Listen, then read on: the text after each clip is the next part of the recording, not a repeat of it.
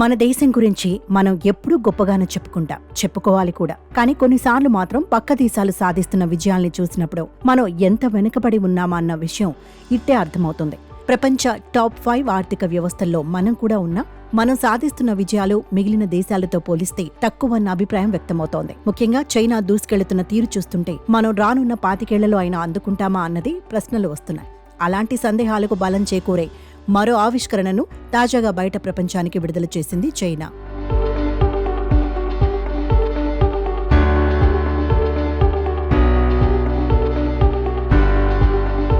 గంటకు అత్యధికంగా 450 కిలోమీటర్ల వేగంతో ప్రయాణించే బుల్లెట్ ట్రైన్ను ప్రపంచానికి పరిచయం చేసింది డ్రాగన్ దేశం. దీన్ని CR-450గా వ్యవహరిస్తున్నారు.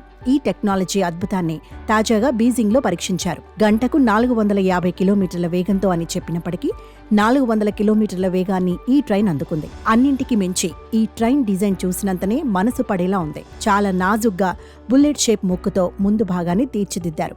గరిష్టంగా గంటకు 450 కిలోమీటర్ల వేగాన్ని ఈ రైలు అందుకుంటుందని చైనా రైల్వే వెల్లడించింది.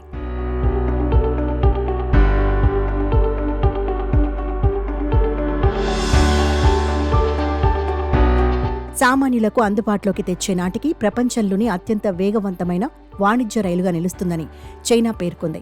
ఈ రైలు ప్రజలకు అందుబాటులోకి వస్తే బీజింగ్ నుంచి షాంఘైకు కేవలం 2.5 గంటలే పడుతుంది. ప్రస్తుతం ఈ దూరానికి 4 గంటల సమయం పడుతోంది.